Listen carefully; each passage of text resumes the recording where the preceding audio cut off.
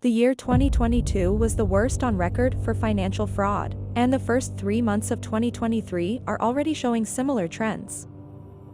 This week's report from Hindenburg research that accused Adani of fraud and new ways for crooks to try to steal your money. Dorsey's payment firm blocking and has also accused the company of $1 billion fraud. In total, Jack Dorsey made over $3 billion from Twitter, including the sale of his remaining shares to Musk, despite the fact that the company didn't turn a profit until 2 years after he had sold most of his shares. Dorsey made an additional $2.9 million by selling a non-fungible token NFT, based on his first tweet to a moron online who thought it was a good investment. The same NFT was put up for auction early last year with an expected price of $48 million. The highest bid was only $280, representing a loss of 99.9903% for the auctioneer. Others who put money into Dorsey's revolutionary technologies may not fare as well. Dorsey's latest venture came under fire from a company that makes money by shorting, selling shares in companies it believes are engaging in fraudulent activity and then publishing reports detailing that fraud last week. Hindenburg research. After losing over $100 billion in market value due to a bet placed by Hindenburg against the companies of Asia's richest man, Adani, the firm has released a similarly damning report about Bush's new company, block of companies. Welcome to Financial Fortune, the channel that keeps you informed on the latest business news and trends. In today's video, we'll be discussing Jack Dorsey, the co-founder of Twitter and a prominent figure in the tech industry.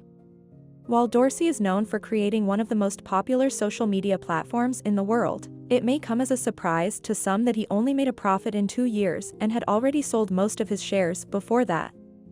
However, even with this limited involvement, Dorsey still made over $3 billion after including the money he made from his remaining shares that got sold to Elon Musk. Join us as we take a closer look at Dorsey's financial journey and what this means for his future. Those of you in the financial technology industry will recognize the name Block Incorporated, formerly Square. Square is a simple banking and payment processing app for local businesses.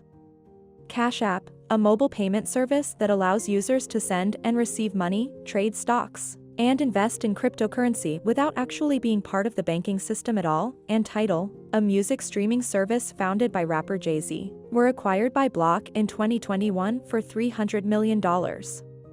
Despite Musk's exaggerated purchase price, Blocking's market cap of over $100 billion in 2021 made it worth more than Twitter. Its current value is 60% lower than its all-time peak, and Hindenburg predicts it will drop another 65% to 100% due to fundamental problems with the company. There are around 17,000 words in the Hindenburg report. Basically, it details how Block has been systematically defrauding their customers, investors, and authorities, and I read it so you don't have to. Through a combination of employee leaks, private investigations, and looking at data that no one else wanted to look at, Hindenburg uncovers major revelations that he detailed in his report. Since Cash App is not technically a bank, it does not have the same identification requirements to open an account. This makes it very easy for fraudsters to create accounts that appear to belong to real people. Investors are thrilled by rising user numbers because a growing user base exponentially increases the value of a networked platform. The value of Cash App as a service grows as more people use it to send and receive payments directly within the app. Since the value of Uber as a rider depends on your ability to find a driver, and the value of Uber as a driver depends on your ability to find passengers, other network companies like Facebook, Uber, and Twitter invest heavily in user acquisition. Twitter's value is contingent on some billionaire edged lord being coerced into buying it by the SEC. While Facebook's value rests entirely on users' ability to communicate with one another.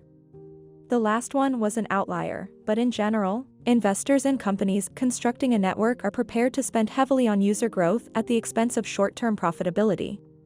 Payout investors were told that 80 million people used the service at least once in the previous 12 months. That works out to about 25% of consumers in the markets they serve.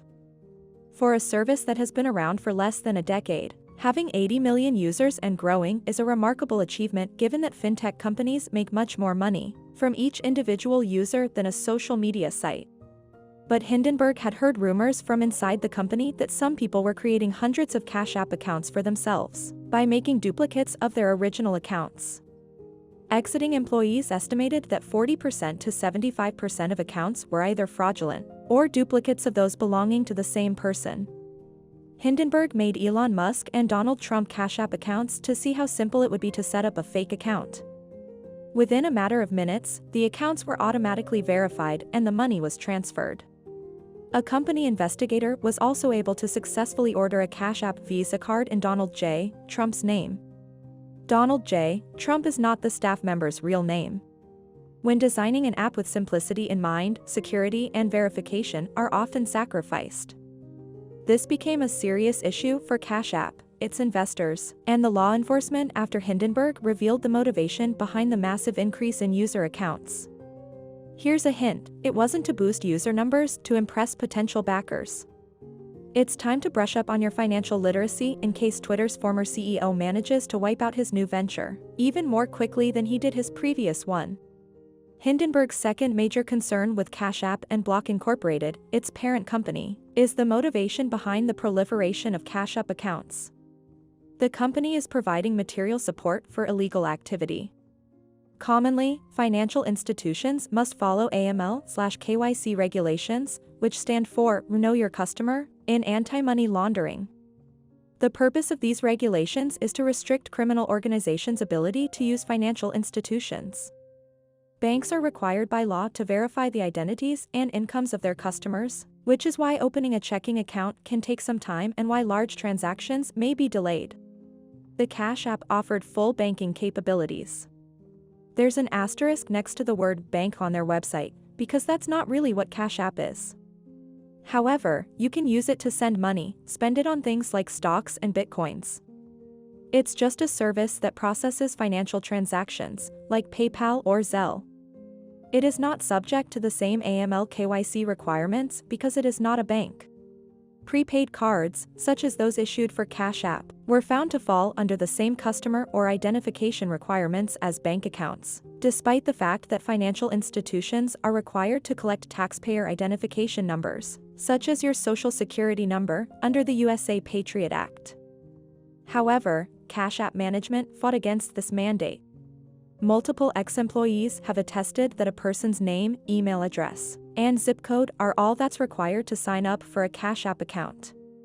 Because of this, criminals have started using Cash App as a payment method for narcotics and other illegal services, as well as for scams. Hindenburg noticed hundreds of other Cash App accounts under the names of prominent businessmen when they were making profiles for Donald Trump and Elon Musk. Despite enabling massive amounts of fraud through their app, Cash App made no money. Not all fraudulent activities could be attributed to well-oiled criminal networks. Much of it was actually low-level fraud against the platform itself, like users purchasing items online and claiming they never received them in order to get their money back. It's time-consuming and costly to verify these claims and determine their veracity. Previously, Cash App would immediately reverse any disputed charge that was less than $25. Cash App's former customer service representatives claim they would regularly recognize the same customers, who would repeatedly place food orders and then dispute the charges. Since Cash App ultimately footed the bill, employees claimed that most of these individuals were eating much better than they were. That's all for today's episode of Financial Fortune. We hope you found our discussion of Jack Dorsey's financial success and how he made his fortune informative and engaging. If you enjoyed this video, be sure to like, comment, and subscribe for more interesting business news and insights. And if you have any ideas for future topics, feel free to share them with us in the comments below. Thanks for watching.